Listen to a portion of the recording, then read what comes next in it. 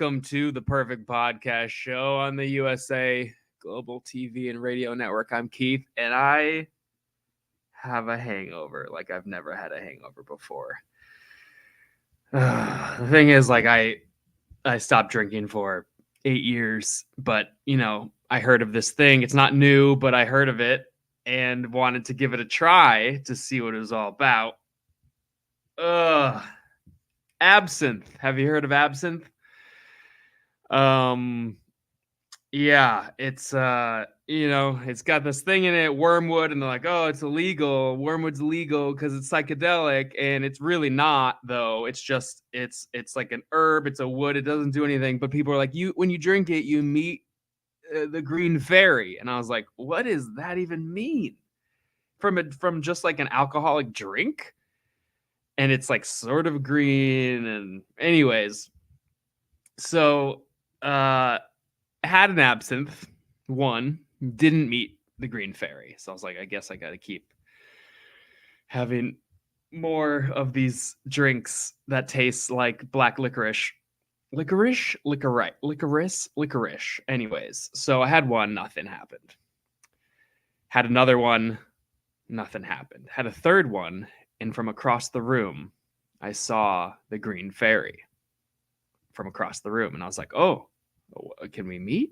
Do we meet? Didn't meet. Had a fourth one. The green fairy noticed me, and I noticed the green fairy started walking towards me. Had another one. The green fairy was right in front of me and shook my hand. I finally met the green fairy on 5. But why stop there? I had 6, and me and the green fairy danced all night. And now my head feels like it's going to either explode or implode. It's like a outward and inward. Oh, that was loud. So here I am doing the show, Perfect Podcast, where I try to make the best podcast ever with a hangover. And I should have known this would happen because about 2 years ago, I had a kombucha that I drank too fast and I got buzzed because there's this tiny bit of alcohol in kombucha. And that got me buzzed. So I should have known, having 6 glasses of absinthe. Really, I should be absent right now. I should be absent because this is rough. But I'm doing the things. I got a cup here, a mug. It's invisible. I feel like I'm invisible. Of water, stay hydrated. They say hair of the dog. I don't know about that. I don't know if I can take another thing of alcohol. But anyways, we're doing the show, and we got a good one today. I'm excited about the guest. Lots to talk about with this guest. Hangover sounds cool too. It's like you're hanging on. Hangover. And the thing is, it's not over. It's not over. It should be a hang start because it just started. Anyways, this is the Perfect Podcast Show, and we have a phone number set up. Don't call it now. Please don't call it right this moment because I do not want to hear a sound of a phone ringing. I don't want to hear that right now.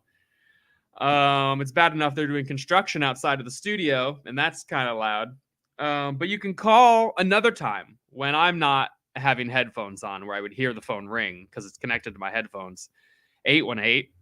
818-392-4623. You can call and leave a message, and lots of people are calling and leaving messages.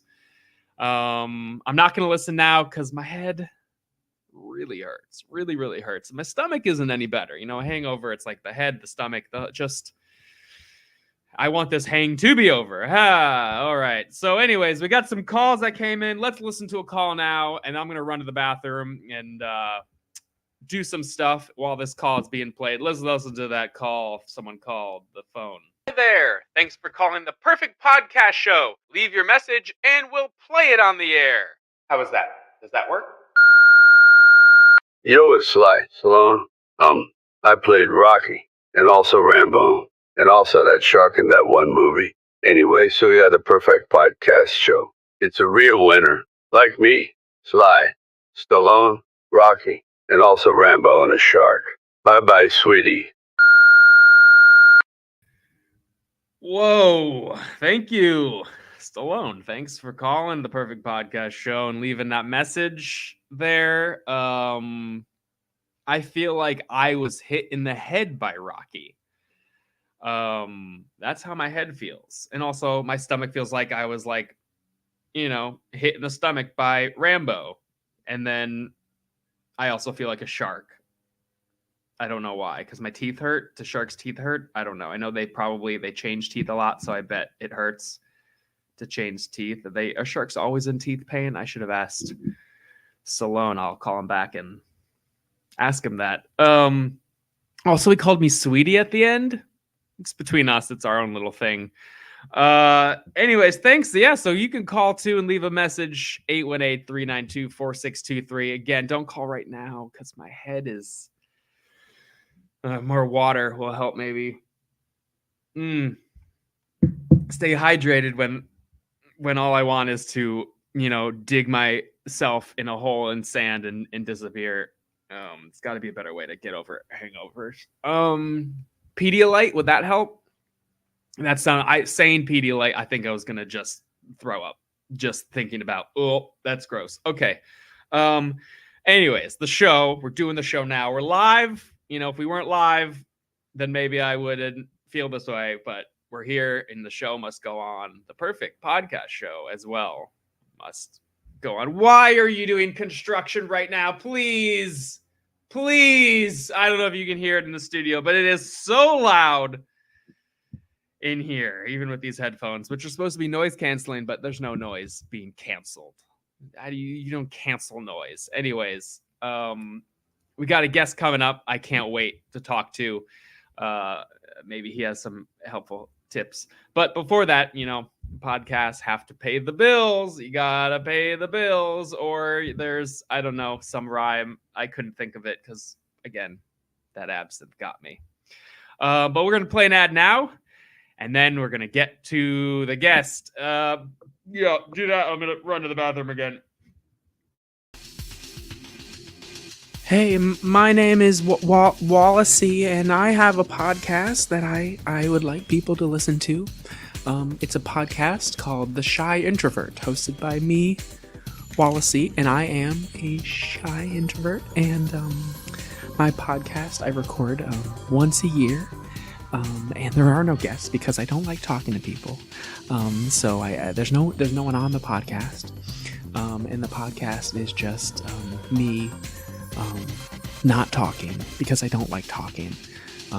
Right now we have 962 episodes, almost to my 1000th episode, and every episode is just me not talking and just being very quiet because I don't like talking. So every episode is completely silent, but please pull it up on your phone or wherever you like to listen to podcasts, and you can listen to the sweet sounds of the shy introvert with me, Wallacey, and listen as I make no sounds. Thank you. Thank you for your time. Wow. That's a podcast that I can use right now. Just, because silence. That's great. Also, Wallacey said that he does one episode a year, but he's almost on episode 1000. I think there's some confusion there, unless he's a vampire and is almost 1000 years old, which he could be. Who knows? Maybe being a shy introvert will keep you living. Please, do we need to do the hammering right now? Please, do we just do the hammering another time? Please. Okay, and it got louder. Great. Well, thanks for that ad, Wallacey. But now on to the guest for this episode. Very excited for this. He is the CEO and co-founder of Synergy Solutions International. He spent 15 years in the Navy. I can't even imagine doing that for one day, but 15 years in the Navy. He's got a lot of cool stuff to talk about. Please welcome Jason R. Thomas to the show. Don't clap, please. Don't be loud and clap. Thank you, Jason. Oh man. It's been quite a morning. How are you? Welcome to the show. Thanks for being here. I'm doing well, and Yeah, I can see doing slightly better than you at the moment. I have been there, done that. Yeah, Oh you yes, have you had deployment. Oh, yeah, you've we're- done have you had the absinthe? Have you done the absinthe and met the green fairy? Because she's not I friendly. have not met the green fairy, which is probably good because I've managed to end up in that condition without the green fairy. Oh, yeah, she's not Many a time. she's what was your poison when you were like this? Yes. You can never go wrong with gin and tonic. Like Oh, that yeah. just will just keep me rolling. Actually, so when I did deploy in 2011 on the George H.W. Bush's main deployment, they were showing off. It was the new ship.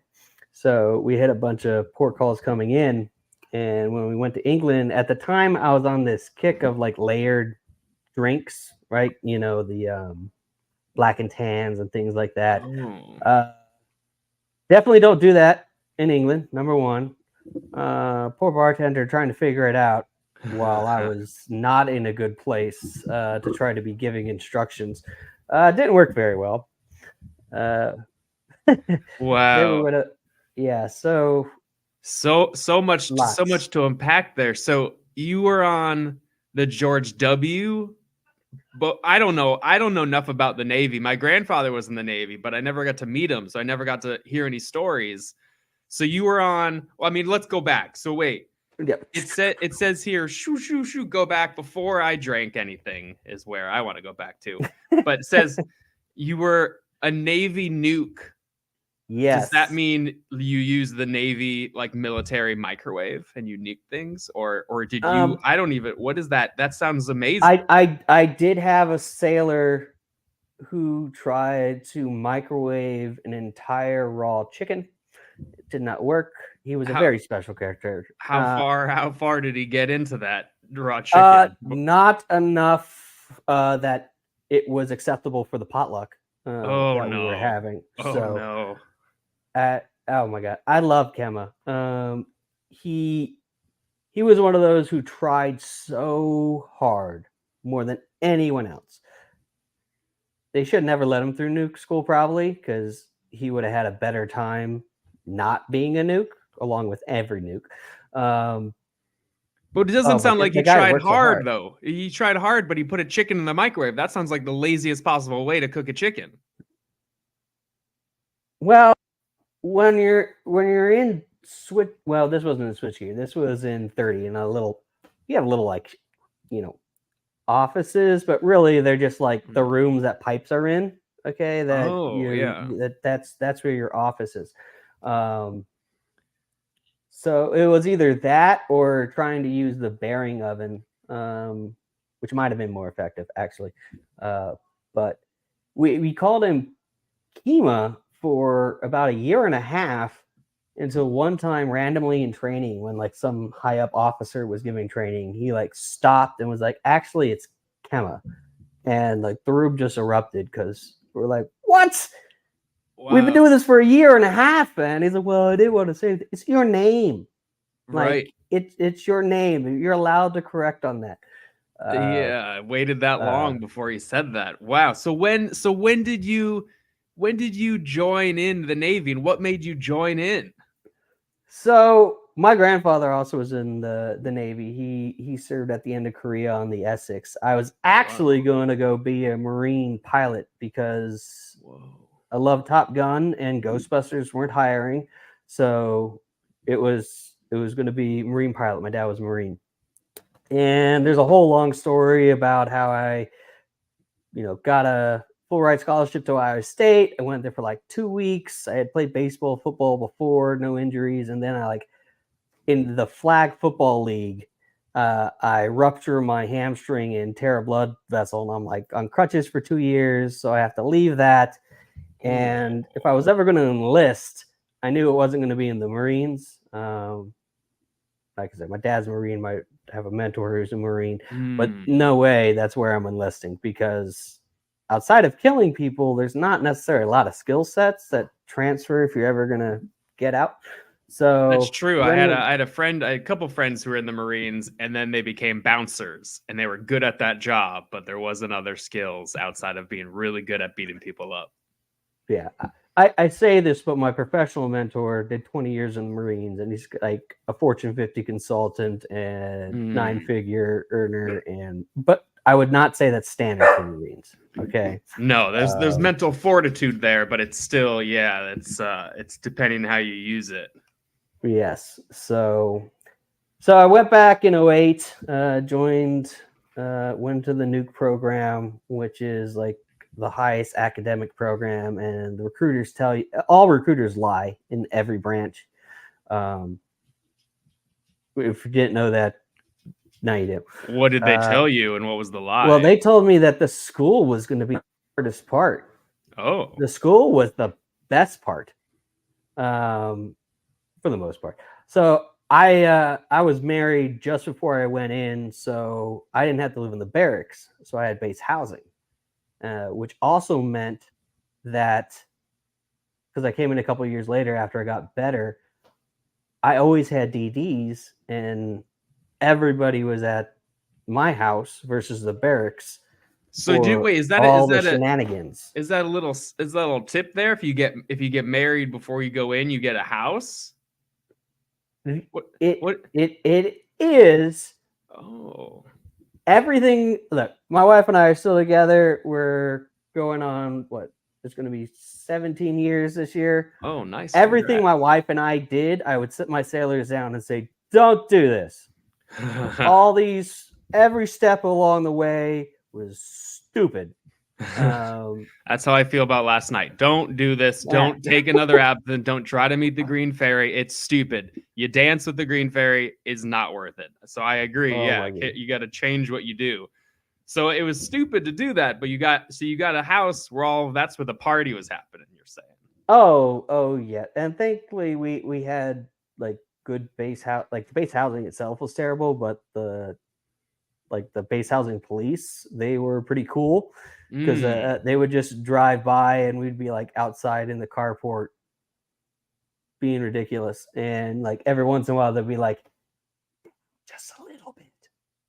Oh, and then they just keep driving. So very fortunate.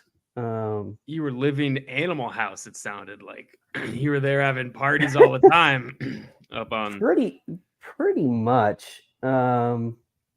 So then it was a lot of fun. Working in Charleston, in the nukes, like what did you do with nukes then? That's so like reactor plants. Like, so not like missiles or anything, right? We ran the reactor plants I was on carriers. I had some buddies who went submarines. They just try to kill themselves a lot. The people or the plants. The submarine in general. The submarine try to sink themselves. Yes. Wow. Why would a submarine try to sink itself? Okay. I'm going to give this for context. Submarines don't have doctors. They have one corpsman. And when they were no longer smoke on the submarines, the smoking cessation that my buddy got on his submarine was that they basically just handed out logs of dip. And that was the smoking cessation program provided by medical. So you can use that as a context.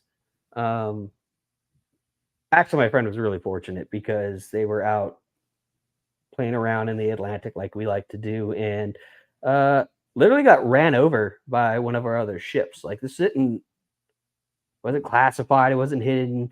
Like, the stuff has slowly come off of YouTube, right? Because there was you used to have a video, because basically like they had a helicopter once they eventually came up, because they were down underwater for like 3 hours or something before they came up. So there was like a half-wife phone tree going that we just sank a submarine, because the submarines always kill the carriers in practice, which is really makes me feel good as being on carriers. But so they killed us in the well, it wasn't my carrier out. They killed the carrier out in the exercise, and like I guess they looked with the periscope. They checked like 1, 2, 3, and it was clear. And they came up, and it was like 1, 2, and they like try to dive back down, and they like get like the sail ripped off and like dented the sonar dome with a frigate that hit them. And I was on duty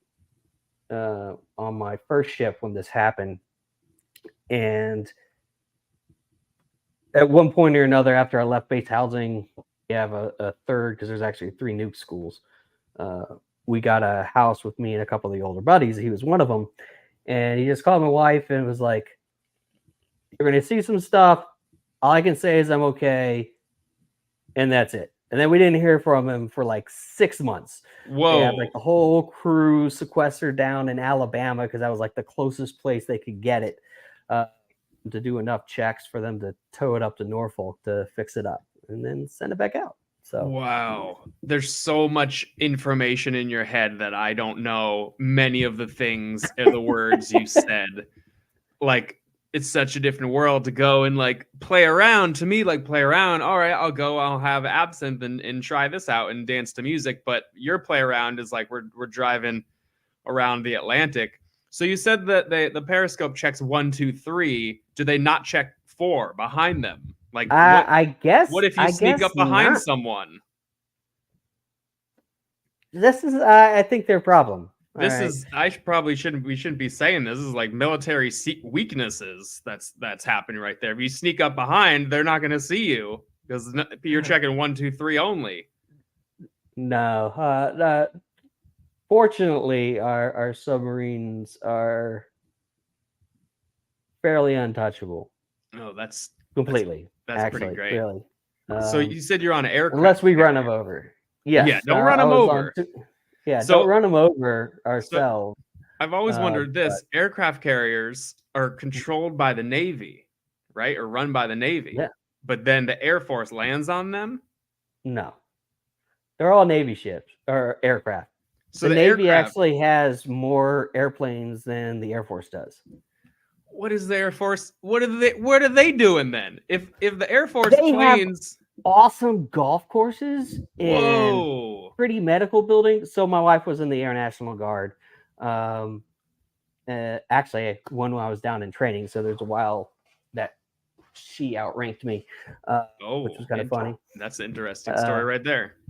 But yeah, every time we go for their medical and you get onto the base and it's all gorgeous and pretty and golf courses, and your ship is not that when you go into medical, right? You got steam pipes and everything going around. It's like, when you don't have to actually like pay for nuclear reactors and $13 billion aircraft carriers, you can afford to have a nice golf course. So wow. So the Air Force aren't even the ones doing the planes, but the Navy's flying those planes that are landing on those ships. 100%. Wow. Marines sometimes, but most of the time it's all Navy pilots. So. Wow, that's amazing. Have you ever been in one of those fast jets? So not a fast jet. I was very fortunate because this doesn't happen very often. Is I actually got to leave near the end of deployment. I actually got carted off. So shot off the aircraft carrier to come home for the birth of my triplets. In a cannon? Like you shot off? It's called a COD, carrier onboard delivery. Basically, it's like the male plane, and instead of a female plane. I get it. All right. Yeah, exactly. It is unique because, like, one, you're seated, like you're facing backwards. Oh no! Towards the end, and like you gotta like cross your hands and go down, and the catapult launch is longer than you think. And then you do this cool little dip down. Oh, right? I shouldn't have asked about this story. Oh boy, keep going. Yeah. This is so fascinating. Because you only have so much room from the water, right? Oh yeah. And so you dip down, and you're like, okay, we didn't. Then you come back up, and you're like, yay, we didn't hit the water. Oh. And it's the worst flight ever because it's like not like compressed, it's cold. You got these big headsets on and like chairs from 80 years ago. Yeah. Wow. I mean, that's because you said you saw, Ghostbusters and Top Gun. So it's great you got to like sort of get the Top Gun experience in one of those jets, but that sounds like I get sick on a plane when it's like, put your seatbelt on, there's a little turbulence, and you're talking about, oh man. So I gotta ask about your shirt too. It's gets better after worse. It ORIS, so Operational Reactor Safeguard Exam. So every year we have basically we recertify that we as a crew can run the reactors, and basically in between we just train forever. We're undermanned. New schedules are really, really bad. So it's the running joke that don't worry, it'll get better after ORIS. It does not. It does not get better. No. Well, that's like some of these stories, and I always wonder, like, you're trained from what I know, in the branches of the military, and you're trained to go in there, and you go in and you're in these conditions. You're not at a nice golf course. You're not at these nice buildings. Your office is in basically a boiler room. And then when you're done, it's like, go on about your day. And like, how do people deal with that? Like the mental like effects that must have when you leave. So like out of the service altogether? Altogether. That must be like the things you see, the situations you're in, the living conditions, the stress, like that must be a lot mentally. It is a lot, surprisingly, because we would joke in switchgear that we needed to go get hired at McDonald's or something a couple times so we could get fired from jobs of not importance as we acclimate to what's appropriate in civilian life. Come to find out, actually, we're not that bad, or that we can contain it pretty well compared to some others in the outside. But so I did 10 years active. I left. I did 5 years of reserves.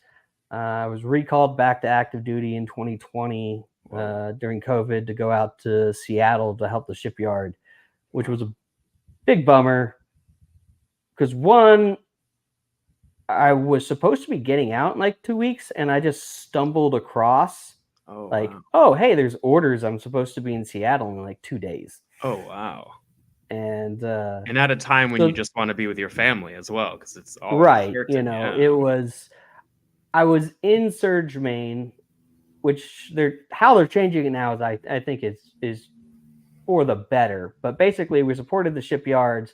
They had never deployed before, and that's how I justified to my wife to stay in the reserves, thinking that I would still be given some service, keep the TRICARE, try to stick out to the 20. But once COVID hit, and then they got all this extra money, all of a sudden, we got great ideas on where we can send people. Oh, wow. And you knew how important it was. Like, some places did have work, and I don't want to pretend that there weren't shipyards that needed it. Our shipyard did not, from an electrical standpoint, because I was an electrician.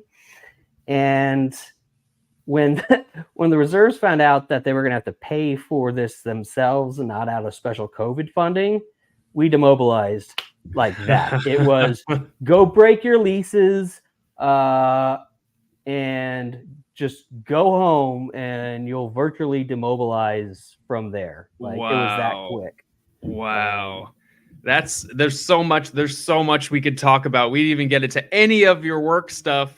But we're out of time, and it's great. Like, you have so much stories, and talking about like demobilized. We didn't get into any deployment. Nothing, stories. anything. We're gonna have to do some more. Talking about your startups, and it's like there's so much to learn. And like the one thing I learned in just our short conversation was that. So this is where I steal just a small moment of time. I always sneak in mental health. Remember, you're not alone. If you're active duty, goroger.org. It is a nonprofit that is not connected to the DoD or the VA, 100% confidential. So if you're in a field where you've got a security clearance and you feel like you can't go for help, go for help. I'm exceptionally thankful that anonymously somebody went through the program and asked to let me know that they completed it. So at least my blabbering has got to somebody. So there's never a time I don't sneak that in there. But